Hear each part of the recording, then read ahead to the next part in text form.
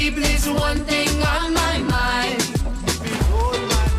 Maker of all the universes on my side. And if God is for me, who can be against me? God is for me, who can be against me? He is my strength, he is my friend forever. God is for me, who can be against me? When I just don't understand, God is for me. When life doesn't go the way I planned, God is for me. When I just don't understand, God is for me. When life doesn't go the way I planned, God is for me. If God is for me, who can be against me? God is for me, who can be against me? He is my strength, he is my friend forever. God is for me, who can be against me? God is for me, who can be against me?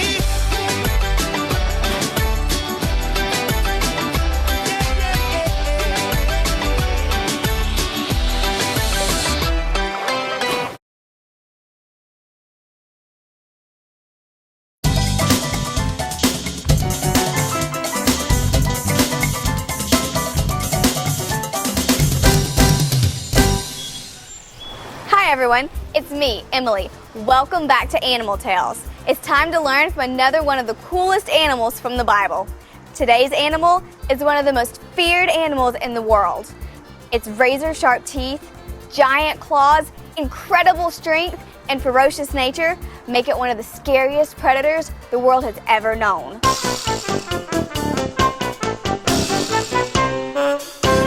Really? No, it's not a hamster.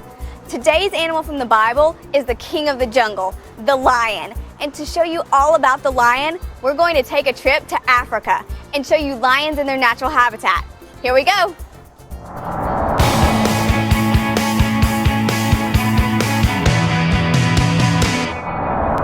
Here I am in Tanzania, Africa, at the Serengeti Wildlife Reserve.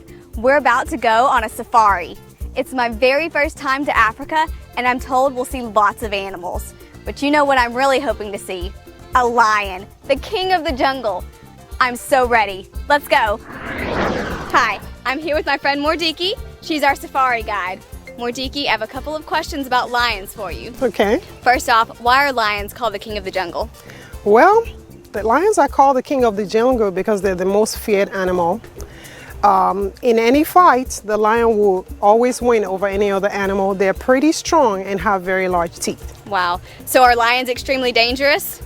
Well, I would say they're pretty dangerous. A bite from a male lion is as powerful as 691 pounds per square inch. Wow. And one swipe from a lion's paw would smash another animal's skull. That's pretty dangerous. Pretty dangerous. So what would you do if you were ever stuck in a pit with a bunch of hungry lions? What would I do if I was ever stuck in a pit with a bunch of hungry lions? I think I'm gonna scream and pass out. I don't think I'll be able to do anything because I won't be able to go anywhere. That's pretty scary. I think I'd be the same.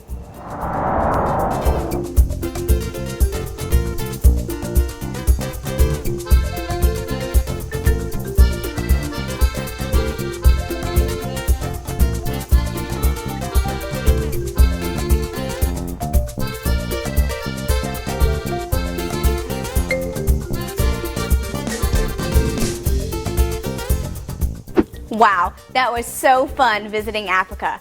But those lions looked really ferocious. Can you imagine being stuck in a pit with a bunch of hungry lions?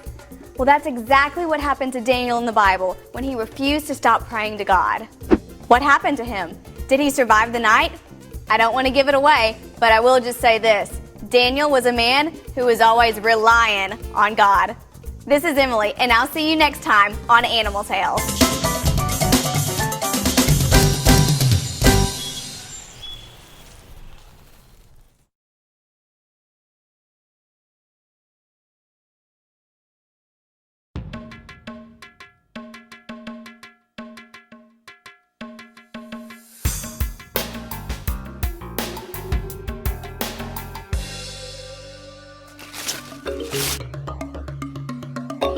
G'day mates, it's me, the Scripture Hunter.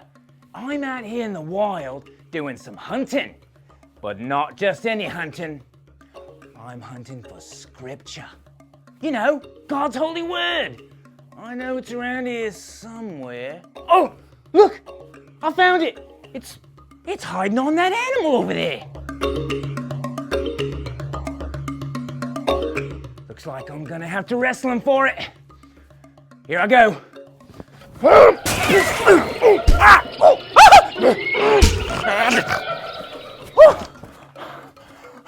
Would you look at that? It's a power verse.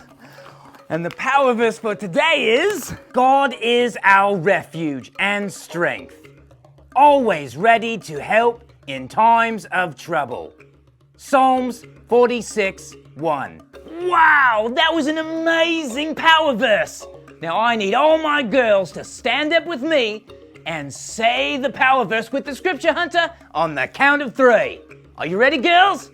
1, 2, 3. God is our refuge and strength, always ready to help in times of trouble. Psalms 46:1. Great job, girls. You sit down. All the boys stand up with me and say the power verse with the Scripture Hunter on the count of 3. Ready, boys? 1, 2, 3. God is our refuge and strength, always ready to help in times of trouble. Psalms 46:1. Great job! You can have a seat. You know, that power verse reminds me of a time when I needed God's protection really bad. You see, I was out in the fields doing my regular Scripture hunting when all of a sudden I found myself surrounded by laughing hyenas. And I don't know why they were laughing. I was terrified. I didn't see anything funny about the situation. And I just got down on my knees and I said, Lord, I need your protection right now. I'm so scared. And when I opened my eyes, the hyenas were gone. And I started laughing. So, whenever you find yourself in need of God's protection, just remember to pray and know He'll be there for you. So, everyone stand to your feet and let's say this power verse one more time. Ready? 1, 2, 3. God is our refuge and strength, always ready to help in times of trouble. Psalms 46:1. Crikey, that was great. You can have a seat now. Well, kids, looks like that does it for me. I gotta get going and doing what I do best, and that is hunting Scripture. So, until next time, if you see a Scripture that needs a good hunter, just call on your favorite mate from down under.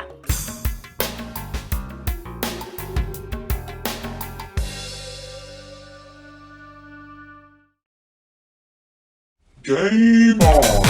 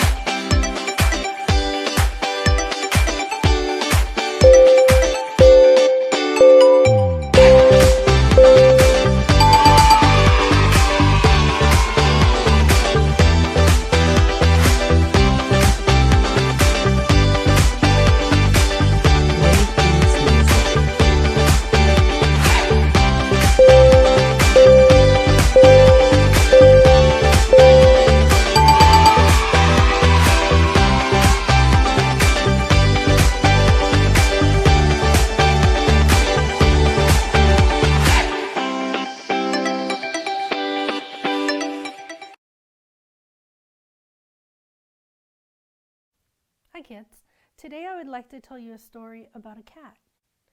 His name is called Scaredy-Cat. It was especially dark and cold in the pit this evening. The pit lions were not in a good mood. It may have been many days since they had been fed. One particularly big lion called Bruno was tossing and turning, trying to get comfortable, but his stomach was growling louder than he could ever with his mouth. "I'm so hungry I could eat a horse," he whined. Another lion that wasn't as big as Bruno was just as mean, grumbling, "I'm so hungry I could eat you." "Oh, quit your whining. I'm tired of listening to you guys. All you do is whine," said another lion. "Besides, I heard that we just might be getting some dinner tonight." "You did?" Bruno asked hopefully. "Yep, I heard the king's men talking. They said that they tricked the king into making a new law, a law that says if anyone prays to anyone but the king himself, that he would be thrown into the lion's den." "And do you know what that means?" "No, what does that mean?" asked Leo, a not-so-bright lion. "That means that we will soon be fed dinner. Everyone knows about Daniel. You can see him praying every morning and afternoon and evening on the roof of his house. He says that his God is the one and only God. There is no way he is going to pray to the king. So if he prays this evening like he always does, that means we get dinner." "Well, we'll know soon enough." Not long after that, the lions heard the clanking of the pit door. It opened slowly, and then a man was thrown down into the pit with them. The lions gave out a roar so loud that it would have scared the pants off anyone, but not Daniel. Daniel just stood there and stared at the lions. The big, hungry lions opened their mouths and came closer to Daniel. But Daniel didn't try to run away or cower. He just bowed his head and prayed like he always did when things weren't going good. The lions didn't know what to make of this. They never saw anyone act like this before. But that didn't stop them. They inched forward. But something amazing happened when they tried to roar again. They couldn't open their mouths. They were clamped closed tighter than a lid on a Tupperware container. No matter how hard they tried, they could not get them to open. Now, the lions were scared. They ran away and hid in a corner of the pit. That's when Daniel heard it, a tiny cry like a kitten coming from another corner of the pit. Daniel walked over to the corner. When he got a little closer, he saw a tiny lion cub cowering in the dark corner behind the rocks. Daniel spoke softly to the little lion. "It's okay, little fellow. You don't have to be afraid. I won't hurt you." The little lion liked the sound of Daniel's voice. It was very soothing. Daniel spoke again. "What's your name, little lion?" The little lion answered him between sobs. "They call me Scaredy-Cat." "Why do they call you Scaredy-Cat? That isn't a very nice name to call someone." The little lion answered, "Because I'm afraid of everything. Everything. Everything? Nobody is afraid of everything," said Daniel. I'm afraid of everything." "Like what?" asked Daniel. "Well, I'm afraid of the dark and being alone and people and other lions and mice and spiders and dirt and the clouds falling on me and getting hurt and getting lost and monsters and snakes and oh, so many more things." "That's a lot of things to be afraid of," Daniel said. Then the little lion asked, "How come you weren't afraid of the big hungry lions?" "Everyone is afraid of them," Daniel answered, "because I knew God was with me. He helped me before and I knew he would help me now. You see, God is my special friend. I can talk to him any time of the day because he is always with me. Whenever I'm scared or confused, I stop and I pray and he comforts me. I've learned to trust him over the years." "Were you always this way?" the little lion asked. Daniel answered, "Oh no, not always. I was once little like you. I had many fears, but I learned that God loves me and that no matter what happens, he will be with me." You see, little lion, the more you get to know God, the more you understand how much he really loves you. And when you understand that God will always be with you, no matter what happens. Well, This made the little lion feel much better. Daniel talked to the little lion all night and told him all about his God and how loving him was. When morning came, the big door opened with a moan. The king himself peeked through the door. He yelled, "Daniel, Daniel, are you down there?" Daniel yelled back, "Yes, King Darius, I'm still here. God has protected me from the mouths of the lions." The king was so happy. He gave Daniel a great big hug and helped him out of the pit. Daniel looked back as he was about to leave. He yelled down at the little lion, "Remember, God loves you and will take care of you." The little lion, he wasn't scared anymore. He looked over to the other corner, and the big hungry lions were still cowering in the corner with their mouths closed. Somehow this made the little lion feel even better.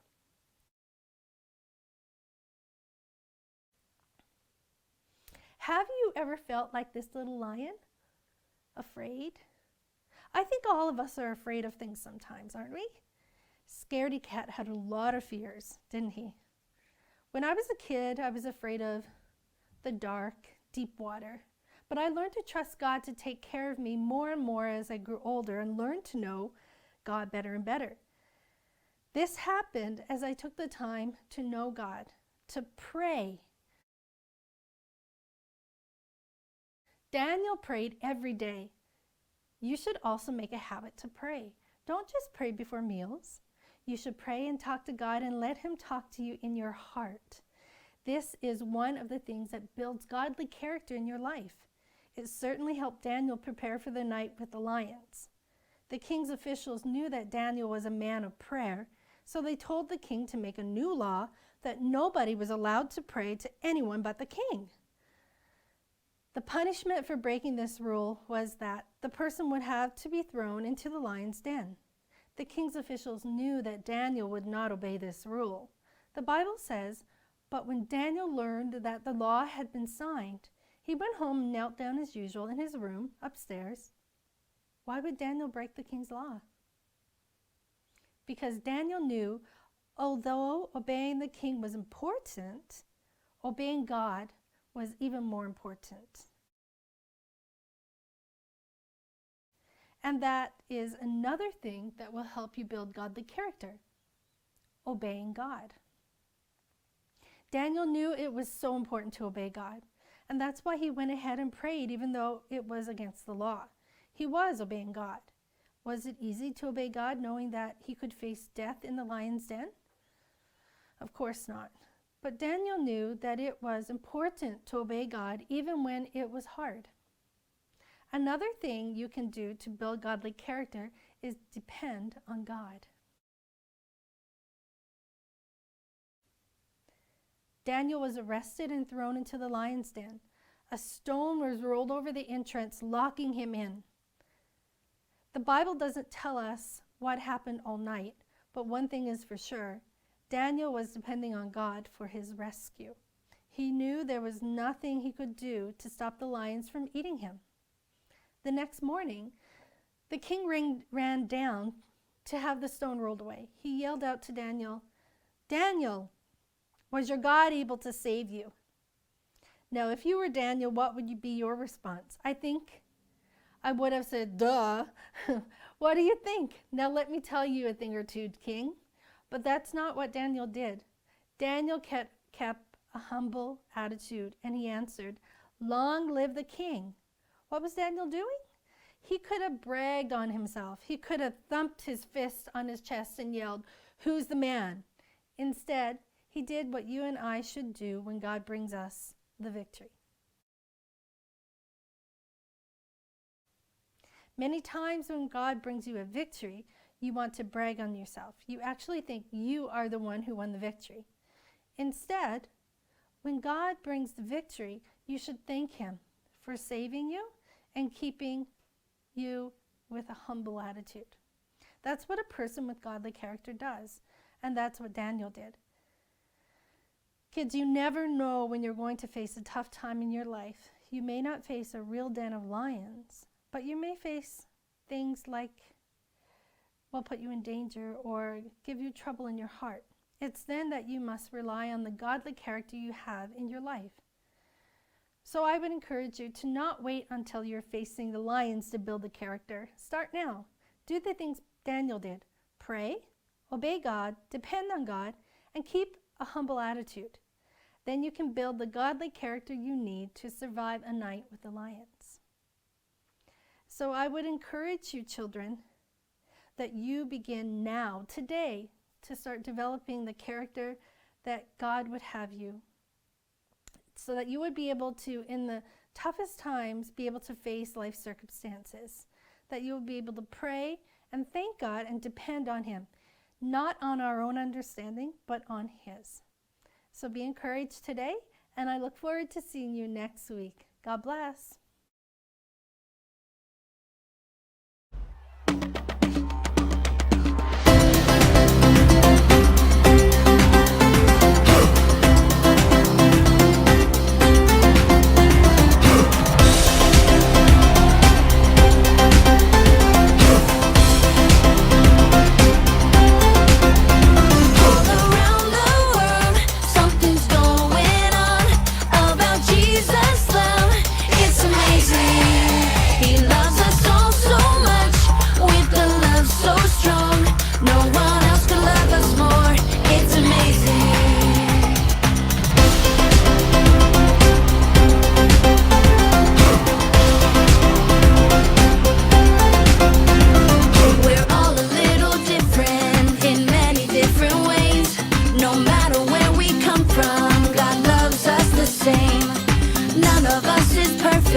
So He forgives our sin.